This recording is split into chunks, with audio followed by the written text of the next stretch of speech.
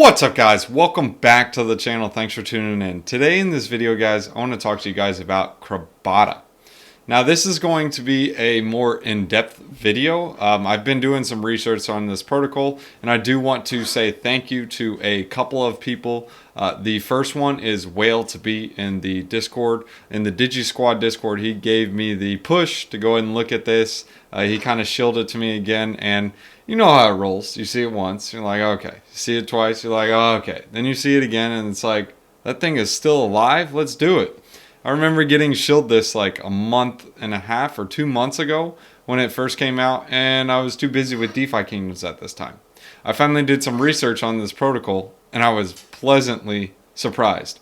I mainly want to thank Ape Bato. He is in the Crabada Discord. I'll leave a link in the description below to some of his tools that he created. But basically, he's created several different tools in order to make your experience at Crabada easier.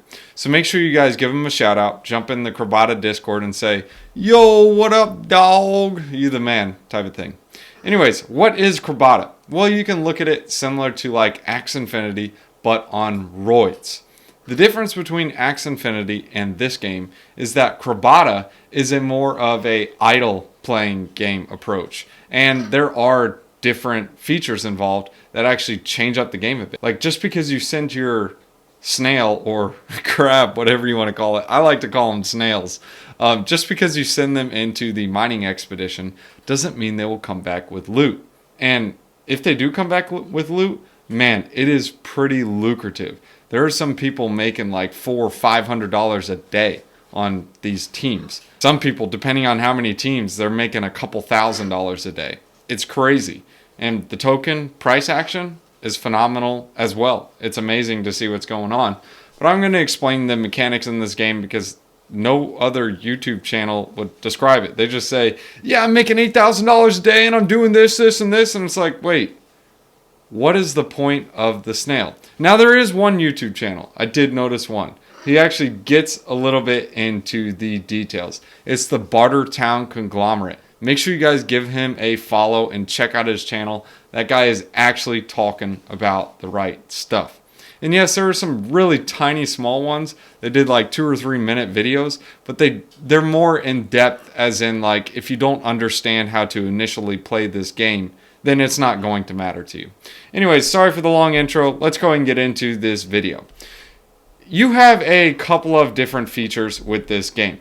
It's similar to Axie Infinity. If you don't know how Axie Infinity is played, you need to have 3 different crabs in order to go on to one of these mining expeditions. And this is built on the Avalanche blockchain, by the way. So if you want to create a team of crabs, you're going to need to go onto the marketplace and you're going to need to buy one of these crabs.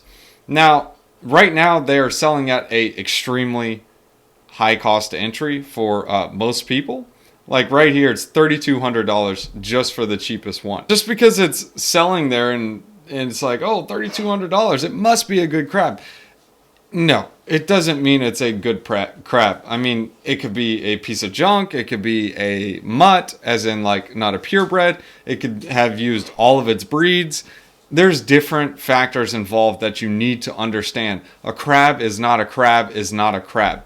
Now let me go ahead and explain. Before I get into the details on that, let's go ahead and explain the gist of the game. So again, like I mentioned to you, you need to get 3 different crabs. You can get this on the marketplace. You can buy 2 crabs and breed with them to make the 3rd. It's up to you what you want to do.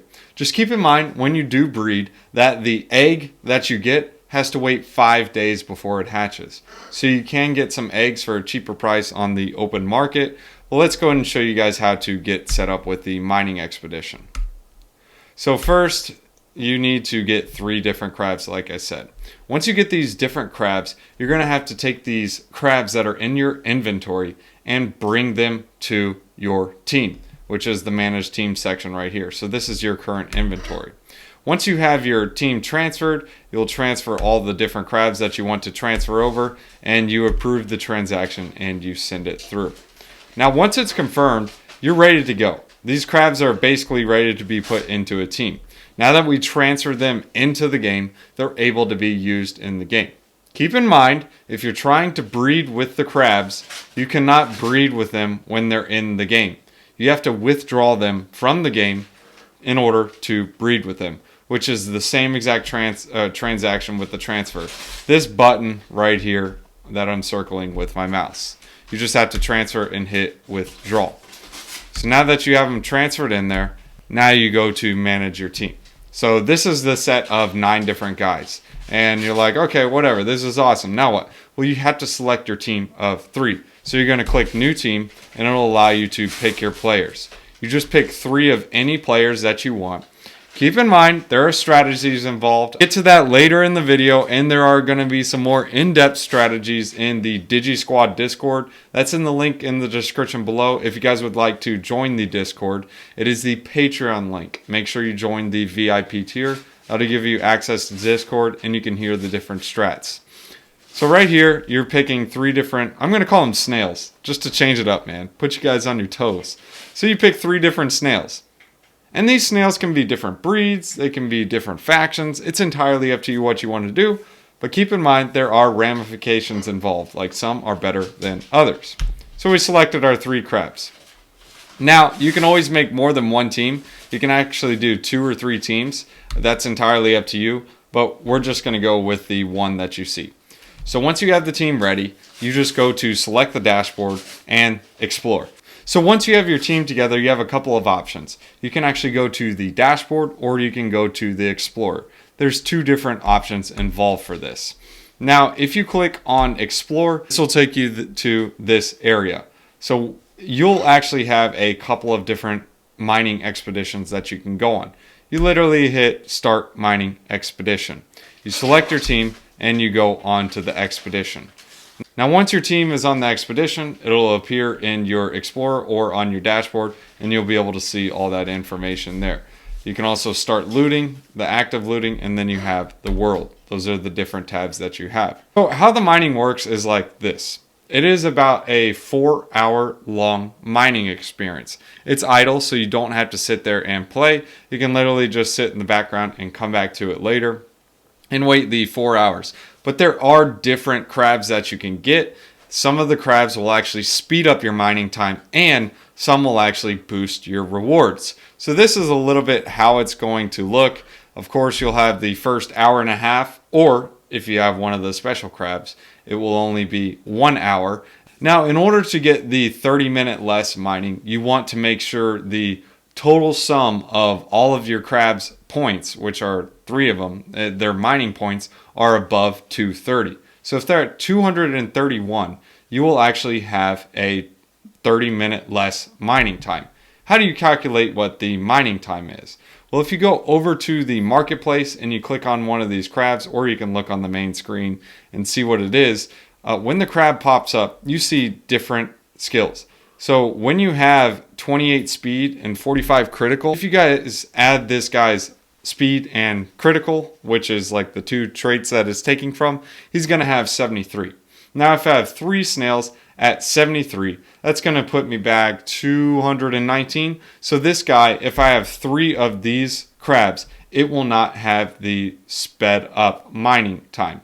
You want to look for 3 crabs that will have the sped up mining time. Now, just because you have a fast miner doesn't mean he's going to be strong, because the HP, attack, and the armor, those also take into place for the battle points, which will protect you against looting. Because if you get looted, you're also going to lose most of your reward. So what's the point of having a fast miner if he can't bring back anything home? So something to keep in mind. Now we kind of covered that section. Let's go to the next. During the 90-minute window, if nobody attempts to loot the player's team, he'll be eligible to claim the reward, which is 2 hours and 30 minutes later, because already an hour and a half are taken up because it's the 90-minute window. Now, once you finish the mining expedition, you can select the team and repeat the process. Again, it's about 4 hours. So as you guys can see here, the guy got 100% of the reward. But if you look at this, this guy has the first team with the 10% bonus reward. How do I know this? Well, if you look at the amounts, he got 334 tusks, and he also got 4.125 Crabada token. So he actually got more, whereas originally he would have only gotten 3.75 and 303 tusk token. So that's something important to keep in mind, and why that's also important to make sure you pick the right strategies with your crabs. So once you click the claim button to claim your rewards, it'll bring you guys back in from it. You claim it and then you resend them on the quests. So that covers the game feature. The looting section is a little bit different. This is where you can actually loot people instead of actually just participating in the mining. That's up to you what you want to do. So the looting mechanics, there is a looting window. It's between the first hour and a half. Unless the party has a faster mining speed, then it's in the first hour. Note, each mining expedition can only be attacked once. So if someone else already attacks them and they do win because they have higher battle points, then it's fair game. Let's go. Or let's go. All right. So the rewards that can be attained by the player are listed below. So if you have the bonus, you're going to get more. If you have less, well, what the snap? That's okay. I mean, that's what you have to factor in when you're looting. So probably look for someone who has low battle points and for someone who has, well, more reward. I mean, it's a no-brainer. You're playing the game to win. So the battle and mine points. These are the important features that you need to know. Each team consists of 3 Crabada, or 3 crabs. I call them snails though. If the total mining points of the 3 snails in the team is greater than 230, the team will have 30 minutes of mining time reduced. Like I mentioned to you. Again, how do you get the mining points? You add the speed and the critical. Those are the 2 skills. For the battle points, you add HP, attack, and armor. Those are the 3 for the battle points. So strong battle points are good for defense. Strong mining points are good for getting junk done. Now the looting period has a looting window from 0 to an hour and 30 minutes. But you can have an hour looting time frame if your miner is going faster. So something to keep in mind. Now the winning criteria. When the miner or looter do not reinforce/attack until the end, you have a 100% success rate when your battle points are higher than your opponent's. So if you have 300 battle points and your opponent has 200, you're going to win. So good for you. So there are people out there who are building looting teams and people building mining teams. Mining teams are going to be poo-poo against a looting team. So you have to make sure you pick your team in the right scenario. So it's always good to mix up the characters and make sure you have the right team. Now, there are different features involved, so it's not just a 1, a 1, a 1, because now they threw in the factions, which is coming with the February 15th update. So this is going to be kind of interesting. Now this is scenario 2. When the mining party reinforces twice and fights back till the end, Miner's Revenge, which allows mining parties to have a lucky chance at victory, even when faced with looting teams with higher battle points. So Miner's Revenge calculation is your base chance plus mine point modifier and the closeness of battle point. So those are the 3 features involved that you need to understand. So TLDR, just pick a team that's not going to get wrecked. And if you get wrecked, it is what it is. Here are the mining rewards. A miner earns 100% of the rewards. He's going to get 3.75 CRA and 303 TUS. The looting reward, the looter earns 65% of the miner's reward if he wins. So if nothing happens with the looter gets a participation trophy. He earns 0.3 CRA and 24.3 TUS. Now he does have a cooldown period too, so something important to understand. Let me explain these conditions to you. As long as one team member is of a valid class, the game modified. What's interesting to hear on this is that the 10% bonus reward from mining is actually not included in the reward. So this is safe from looters. So that is also another strategy. You can get the prime crabs and they will always have that 10% bonus reward, win or lose. So at least you can get that cut. And yes, you still get a mining reward. If you do get looted, you still walk away with some. So you don't lose all your chips. Now, the mining point, which is shorter duration for mining, if the total mining point of the team is over 230, then again, like I mentioned, the attack period is only 1 hour instead of 1 hour and 30 minutes. So here are the cooldown times. So the mining expedition, there's no cooldown. So you claim your miner, resend them out, and repeat the process. The looting mission. This is 1 hour cooldown. So once you do a loot, you got to wait 1 hour. The battle reinforce. So this is grabbing from the tavern. So this is probably like from renting and whatnot. This is the 2 hour cooldown. So from reinforcement. And then the battle reinforce from your inventory is 0.5 hours. So 30 minutes. So if you got some snails to spare, you're going to be good. This is how a looting mission will work. So you find the different mine and you click on it, and then there's a attack button at the bottom. You select the team you want to attack with and go nuts and ham. Once you're attacking them, hopefully you win, and if you're mining, hopefully you lose, or the attacker loses. So you click confirm and wait till it's successfully done. Once your looting party has attacked, the mining party has a chance to defend the reinforcing. Remember, it's an hour and 30-minute thing or window. So initial attack by the looter has been done, which is done. After a few minutes, the mining party was able to send its reinforcements with additional Crabada, and hopefully they protect themselves. The looter can either choose between add and hire to reinforce. So he's going to have to spend some TUS tokens to do this. Now, as you guys can see here, if the mining party does not reinforce a second time, the looter will win the battle because he's adding another snail, which adds more to the battle points. Remember, the higher battle points wins. So that's what the reinforcing is about.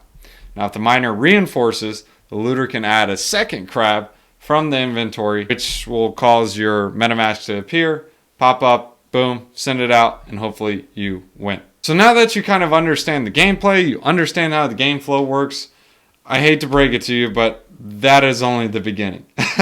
Actually, no, I kind of like it because it just makes it more intense. It's almost like DeFi Kingdoms. That is like the first layer. And then if you want to get more in depth, you can get more in depth. There are stats involved. Now, you can just go out there, go blindly, just buy a bunch of floor crabs, go nuts and ham, and just hope for the best. They created a game where you can not care about the game. You can still play it and you can still win. And they also created it to where you can learn how the game works and you can make more than someone will. It's up to you what you want to do, but that's why I like these type of games, because everyone can play, but the smart and the ones who want to get into the strategies will maximize their returns in the game. If you guys want to see some of the strategies I'm taking in and what I'm doing in the markets and what I'm doing in games like Crabada, DeFi Kingdoms, and whatnot, you guys can join in the Discord below. It is the Patreon link, and you guys will see the strategies there. So let's go and explain some of the stats so you guys can understand this. There are 8 different classes. Now, the classes, this is more so going to be for battle. So this is a lot of speculation right now, but the base attributes are determined by its class. Certain classes of Crabada enjoy higher base stats for certain attributes. I'll explain that later in this video. Yeah, I know, it's a long one. But there's nobody on YouTube giving the details you need to see. There are people talking about it. Bartertown, shout out to him. Make sure you guys watch his videos. He has really good coverage on this project too. Now, the factions, Crabs of the Abyss, Arctic Ocean, etc. Then you have Sunken. These are just different classes. You have Surge, you have Bulk, you have Prime, you have Gym, and you have Carboid. You also have Organic. And each of them have their own stats and bonuses. Now here is the base stats table. Now if you have a Surge, the base stat you're going to have is 128 AP, HP, 44 attack, 28 armor, 22 speed, 33 critical for 255 total. Every single crab is going to have 255 total. But some are stronger than others in attack, some are stronger than others in armor, some are stronger than others in speed, critical, and so on. As you guys can see, all this here. Now, remember, what are the skills? Well, a strong HP, a strong attack, and a strong armor are going to build a snail that is really, really good for battle points. A strong speed and a strong critical is going to be good for maximizing your mining rewards. As you guys can see here, Prime has really good critical, and you also can see Carboid has really good critical, and it also has good speed. So these will be good miners, or at least the 10%. And then you also have Ruin. Ruin is actually very well as well. And Organic is, he's okay. And then you got Bulk, he's okay.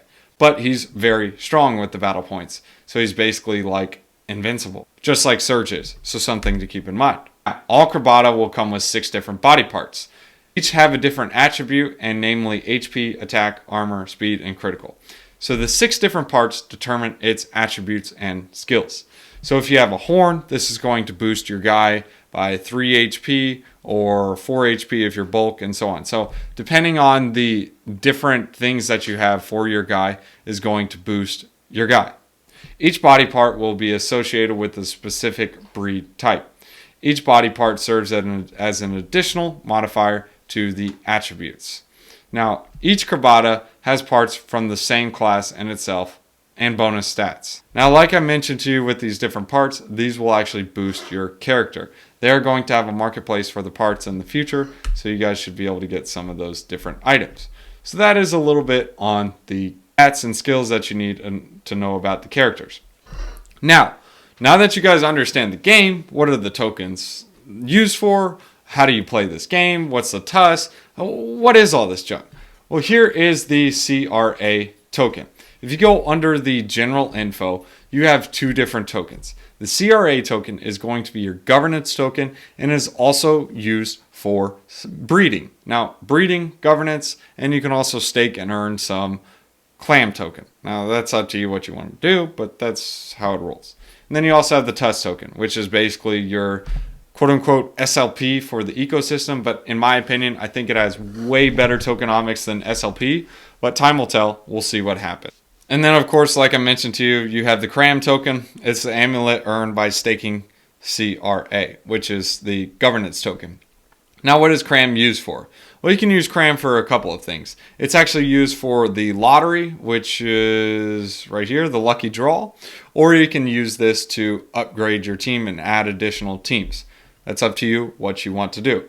Other than that, there's really not much use case for it. I would call it a dumper token. So whatever you want to do. So I want to go over the Miner's Revenge a little more because I know that one's a little unclear in the slideshow. If you guys want to check out this guy's full guide, I'll leave you guys a link in the description below. But this is a really good guide. It's on Salad Academy. This guy put this together. It's a really good course. I'm going to put this in the description below. So shout out to him. Make sure you guys give it a look. And if he's got like a place where you can throw him tips, throw him tips. He needs some tips. So the Miner's Revenge, here are the key points to understand.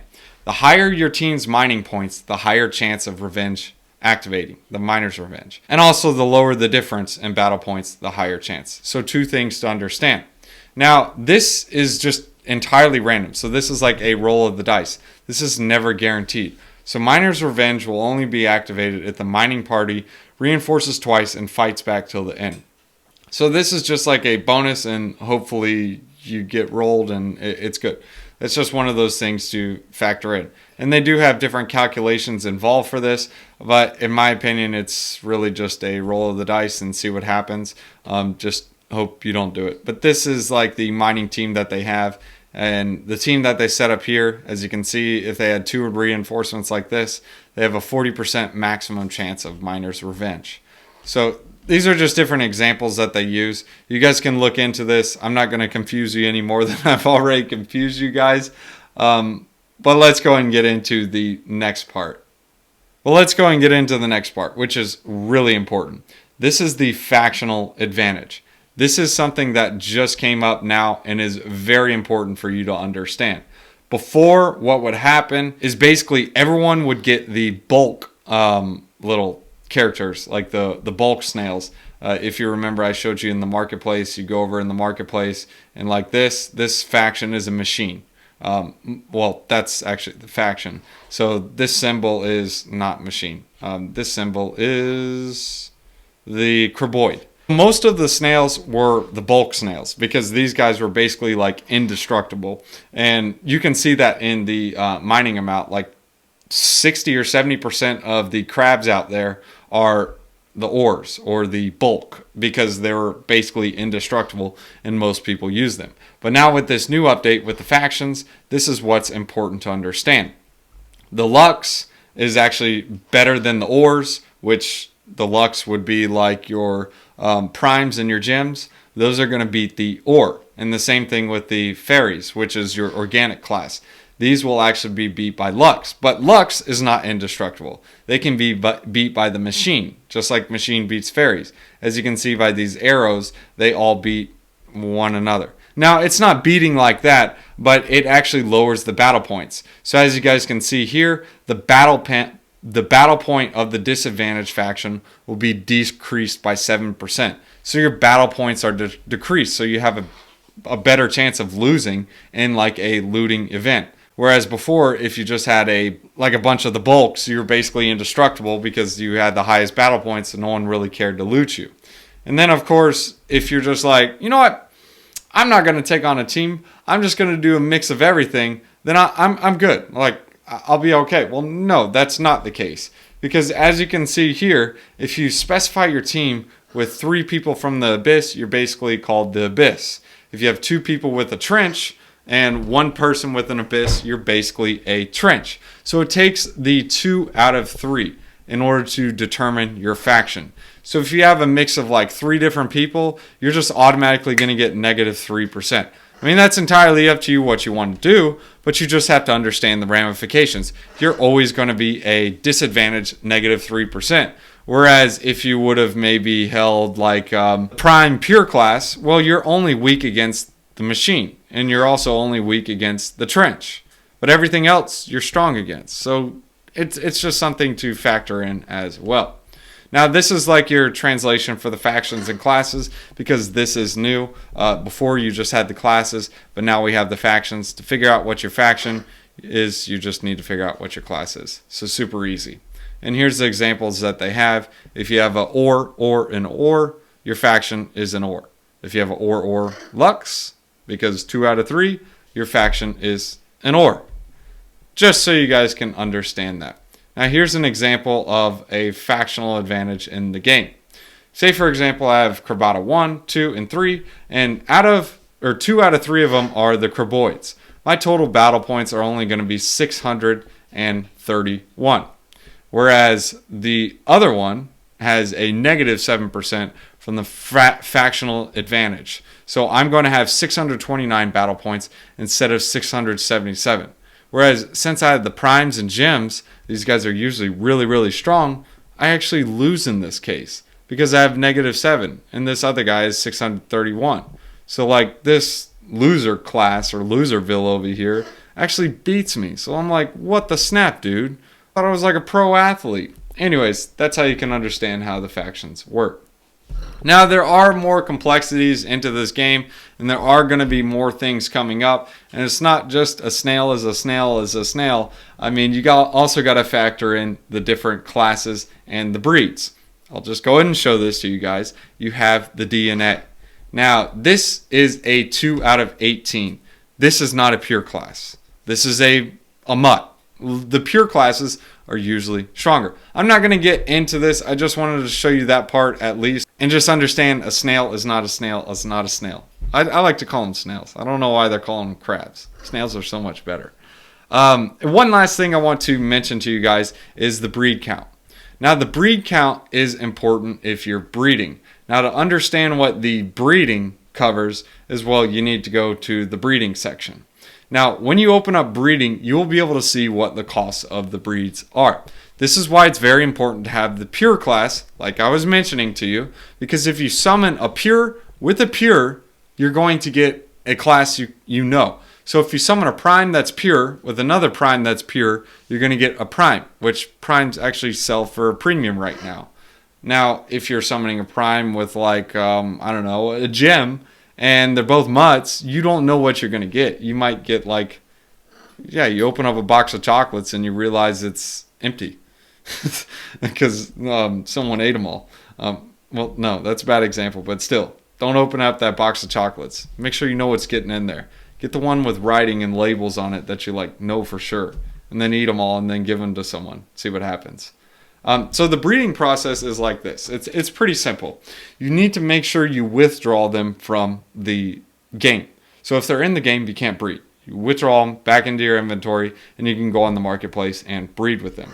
This is the breeding cost. Now this gets really, really hefty. This is why I say the lower the breeds, the better. So if you have one breed, or your first breed, it's only going to set you back 8,500 TUS, which is like $2,000 or something like that. And you can sell that pretty easy on the crab market. As you can see, they're already starting at like $4,000 for a floor price, and those guys have already been bred. The one that you breed is going to have 0. So the floor price on that is like 2,400 TUS, and it doesn't even matter. So basically, you want to 3x your investment immediately, like just right on summon. So why not? Now the second one is breed number 2.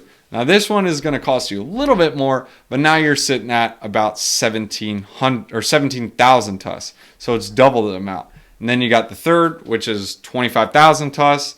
And then you got the fourth, which is 51,000. And then the fifth, which is 76,000, which is like, what the snap? Now, right now, fourth and fifth are really not feasible. Third, maybe. You can summon it and get a return on investment. But why would you do that to your crab? Now you got 3 summons, but it's entirely up to you what you want to do. In my opinion, this actually scales because as the price of TUS goes way, way, way, way down, you will still have people wanting to summon or breed, whatever. And when they do breed, they're going to breed these different snails that they're happy about because they're actually selling for a higher price. So in my opinion, the gameplay is getting into the snails. But a snail is not a snail is not a snail because these are crabs. So something to keep in mind. Now, like I mentioned to you, the breeding fees, it's also you also have to pay a set amount of CRA, which is 105. Now you're like, whoa, whoa, whoa, whoa, whoa. It's like Axe Infinity. I'm going to buy all the Axie token or AXS token. And like in this case, it's the CRA. No, it's not the case like that. In fact, it's actually different game mechanics. In my opinion, it's actually more bullish for the crabs. Now, go look at Axe Infinity. Which had more price appreciation? Was it the rare, purebred, or pure Axies? Or was it the AXS token? You do the math and make sure you understand that. I got my thoughts. You can have your own thoughts. Now you got the eggs. Now these are cool and all. And then you also have, they threw a winger. You have a 0.07% chance of getting a legendary crab. You want to get a legendary part. These are more rare, so it's cool. So yeah, you want that mutation. They're good. So going back to summoning, you have to wait 5 days for your egg to go into the brand new crab. So when you breed these crabs or summon, whatever you want to call them, you have to wait 5 days. So that does slow down the breeding time, which in my opinion is actually a good thing. Because if these things were going like nuts and ham, well, probably wouldn't be a good thing. Now going back to the looting adventure, this is something you need to understand as well. The CRA is actually going to be going for 3 months. Now that is going to be done away with after that 3-month initial bootstrapping period, and it'll just be the TUS. So you have different plays that you can take place. A moderate play is 3 times a day, which is every 4 hours, so 12 hours a day, whatever. And that will set you back getting about 11.25 CRA and 911 TUS, which is like $300 or a little bit less than that. The maximum play is 6 times. So this is going to be like $700, whatever. This is just for one team. And then you have the looting mission. Now the looting mission, you can do this 12 times a day. This can earn you 2,660 TUS and then 32 Crabada. So it's actually a lot more lucrative. And then of course you have the maximum play, which is 16 loots every single day, which will get you like 3,500 TUS. So that's like nuts and ham. There's different strats involved, different things that you can do. You can boost your ROI. You just have to make sure you understand what you're doing. And it does scale. So like if you want to spend more time with this game, you can make more. Now this does have some concerns for me because if bots are just running these games, then the bots are always going to win because humans are never as good as bots. So I do see that as an issue. Now lastly, I want to show you guys the breeding guide. Now this was made by 0x Bond, and this is on FIF Finance, or the FIF library, like FIEF. So this guy's got some pretty good stuff. But this shows you how to breed. So if you're actually wanting to get a bunch of these snails, you can actually use these snails and breed with them. But keep in mind, there are different strats involved. If you want to speed up the process, you're probably going to be better off buying 4 different ones. Make sure you check. on the marketplace that they don't have the same parents. Because if they're in the same family and have the same parents, you cannot breed or with like the two. They can't interbreed. So like these guys, these both have to be like not related in any way. So we're going to start with the ABC example.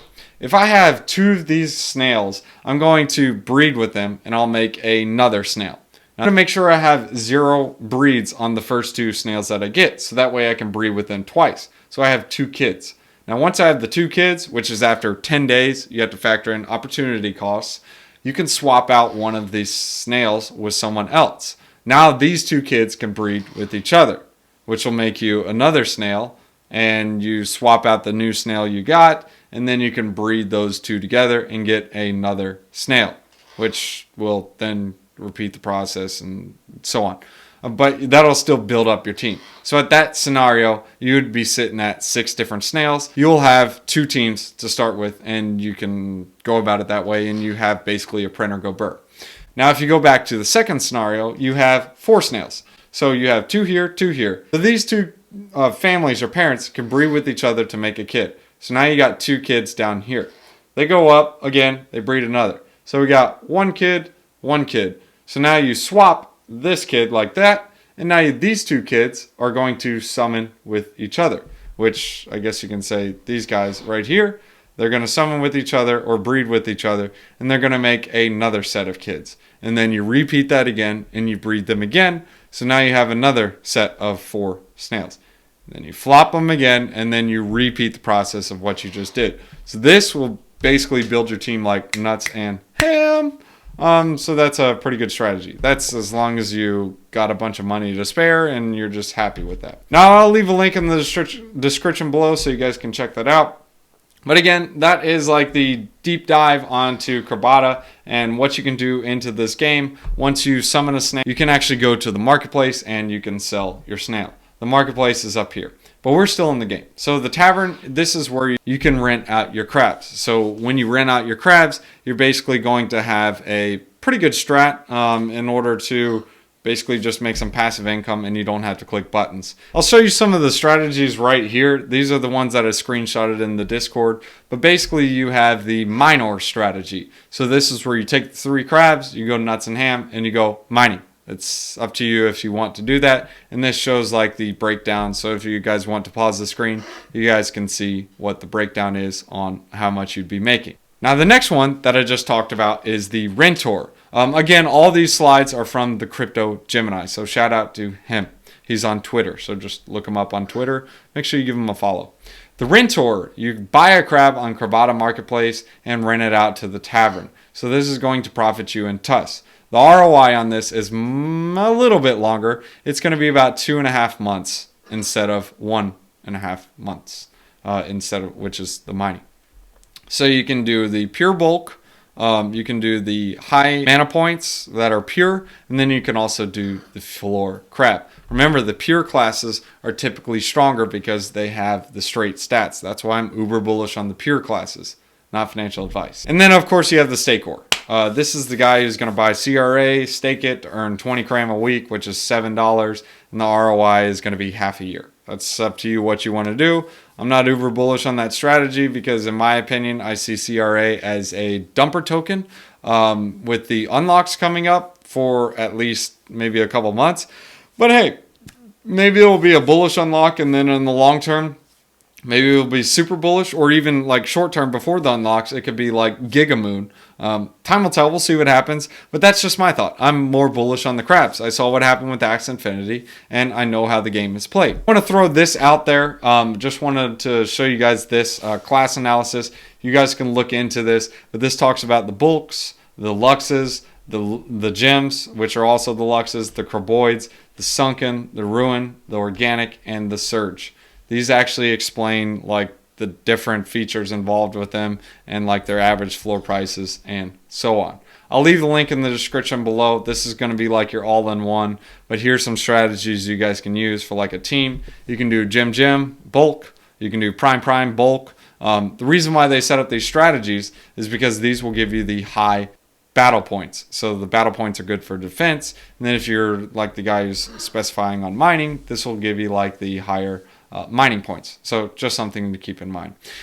Thanks for tuning in, guys. I hope you guys enjoyed the video. I know that was a really, really long video, but I think this video needs to be out there. There's really no YouTuber actually giving like a deep dive. They're just saying, yeah, play Crabada. This is cool, cool, cool, awesome. Well, I need the strategies and I need to understand. Yes, there are some YouTubers out there giving some good content. Shout out to Bartertown Conglomerate. Make sure you guys give him a check. Once you understand the game and start looking into some of these videos, his videos he's making, they'll go click. Like, he's talking about some serious alpha over there, so make sure you guys give him a follow. Say Drake sent you. Hopefully he doesn't slap you. I'm just messing with you. Proverbs chapter 20, verses 10. Differing weights and differing measures, the Lord tests them both. What does this mean? Be honest in what you do, guys, because honesty is all you got.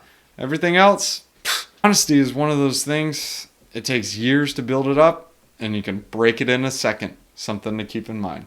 Thanks for tuning in, guys. If you guys want to join the Discord, links in the description below. Patreon link in the description below. It's a VIP tier. Basically goes over different projects like this and talks about different strategies. And yes, this video did air in the Discord first. And of course, there is more exclusive content as well. Peace. You guys can also catch me on tweeters at rent a home fast. Like literally at rent a home fast.